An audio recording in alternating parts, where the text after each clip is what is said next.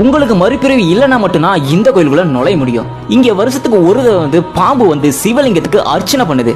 தெப்பெருமாநல்லூர் விஸ்வநாத கோவில். இந்த சிவன் கோயிலோட மூலவர் மேல 365 நாளும் சூரிய ஒளி படுது. அகத்தியரே இந்த கோயிலுக்கு பல தடவை வர ட்ரை பண்ணியிருக்காரு, ஆனா வர முடியலன்னு சொல்லிட்டு சொல்லப்படுது. 5000 வருடங்கள் பழமையான கோயில்னு சொல்லப்படுது. மறுபிறவி இல்லாதவங்க மட்டும் தான் இந்த கோயிலுக்குள்ள வர முடியும் அப்படின்னு சொல்றாங்க பாத்தீங்க. அதுக்கு பின்னாடி ஒரு புராண வரலாறு இருக்கு. ஒரு தடவை சனி பகவான் என்ன பண்றாருன்னா, சிவனை பிடிக்க போறேன் அப்படின்னு சொல்லிட்டு நாளைக்கு ஏழைகளுக்கு வருவேன் அப்படின்னு சொல்லிட்டு கிளம்பி போறாரு.